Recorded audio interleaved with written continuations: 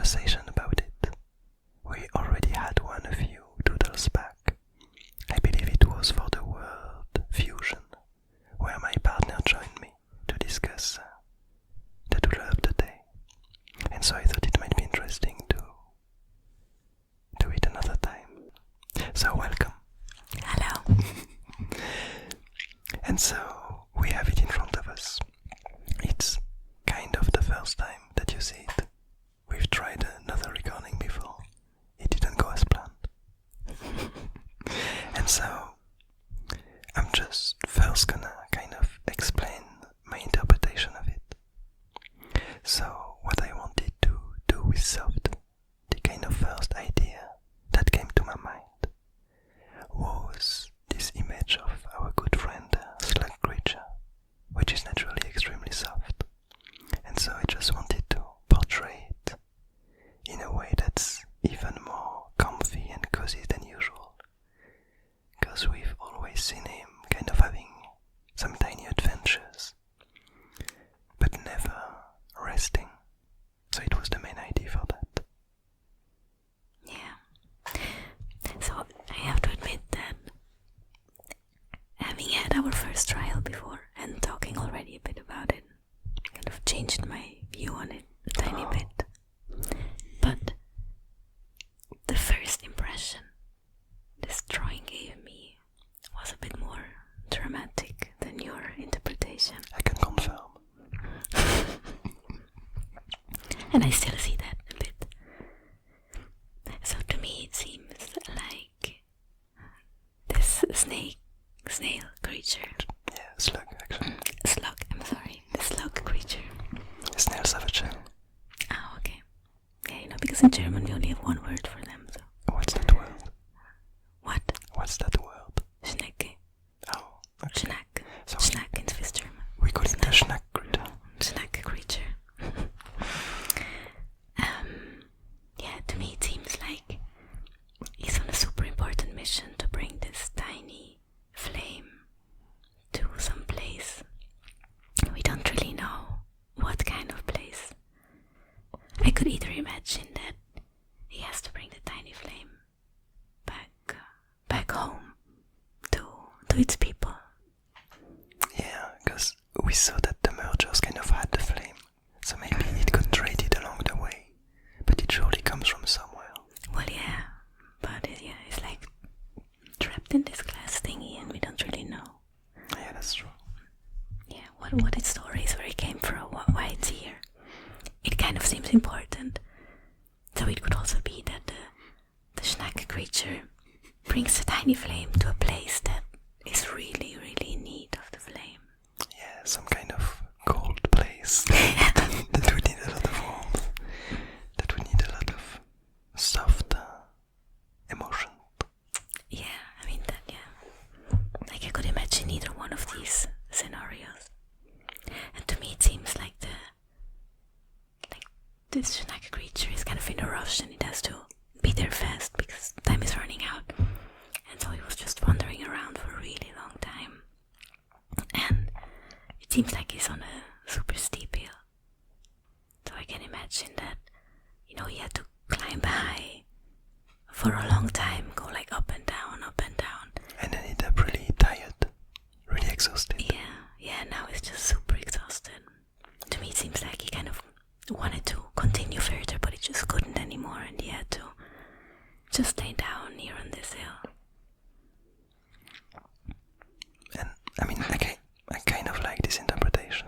I also like the fact that it does look like it's really chill at the moment.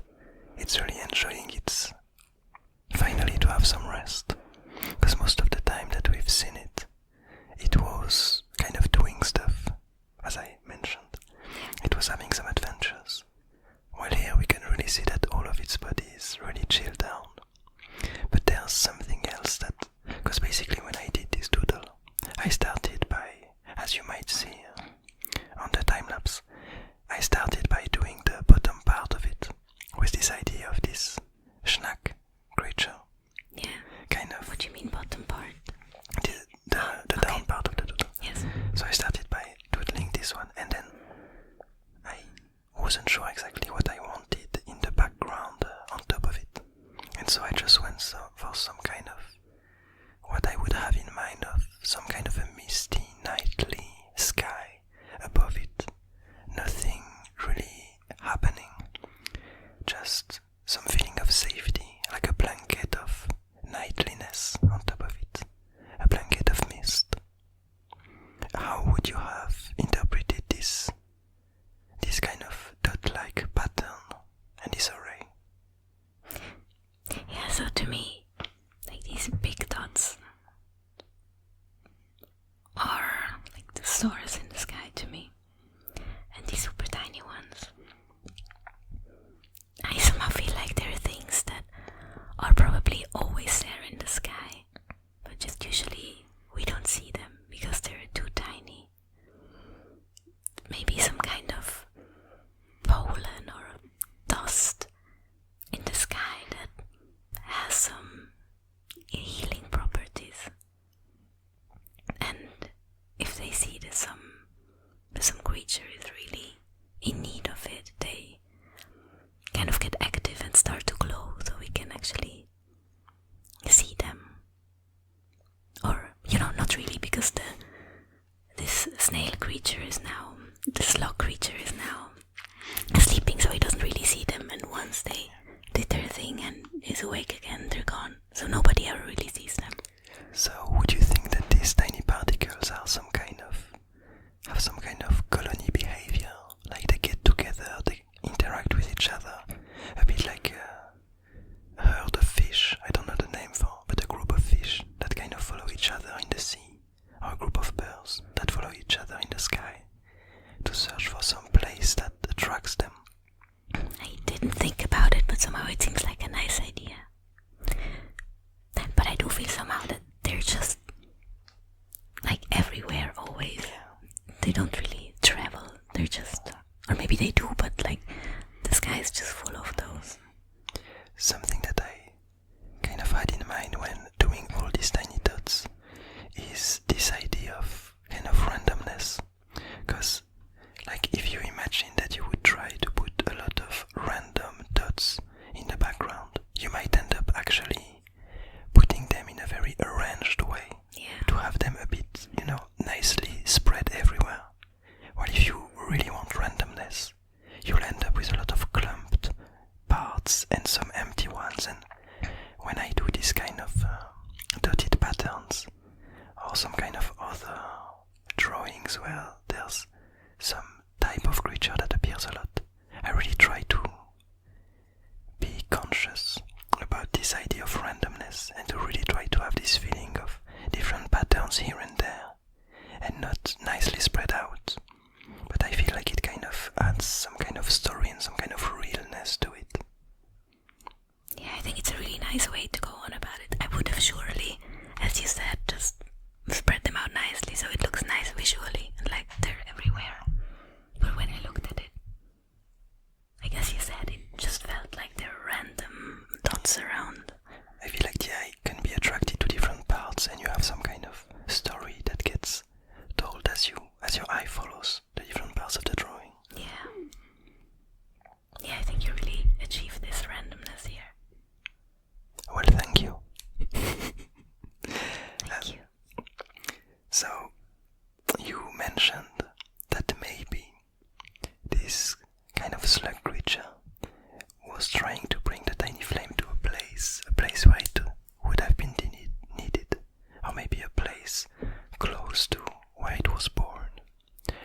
So, we do know that in the Abyss Garden, flame is something that is really unusual. There's really not a lot of places where flame and fire can appear.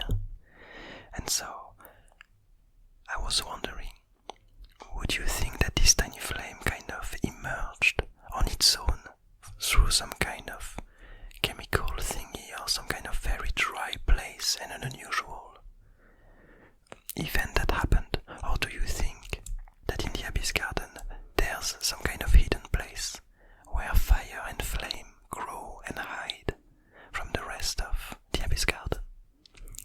Well, actually, now that you ask me this question, I feel like indeed it might have just emerged. Yeah, as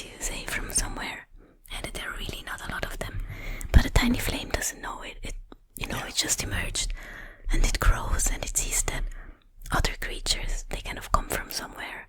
Yeah. They have like, parents. He sees a lot of different ones of one creature kind. Yeah. But he never really sees other flames, and so it kind of makes me think of The Last Unicorn. Yeah, of course. What doesn't make you think of The Last Unicorn? It's just a great story. And so maybe the flame is kind of trying to search his kind, because he thinks there has to be more of me. Yeah. But actually, probably there are a few, but it could also be that there are none because it just emerges. That's kind of an interesting interpretation.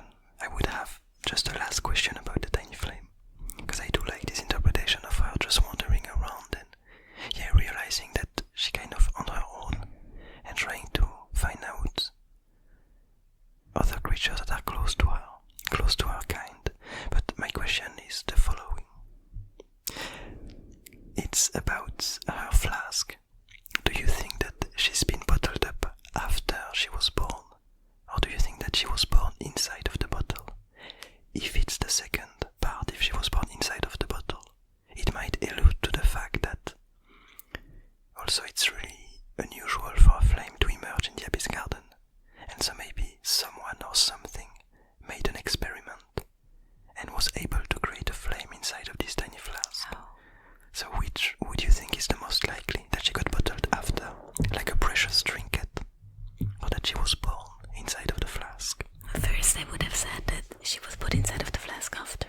But actually now, hearing your interpretation and connecting with what we said before, it does it would seem logical that somehow she emerged in some kind of experiment in the flask. And so, that then she would have emerged in the flask itself. Okay. Yeah, I think I would also. I like this interpretation more. But I guess we'll see in the future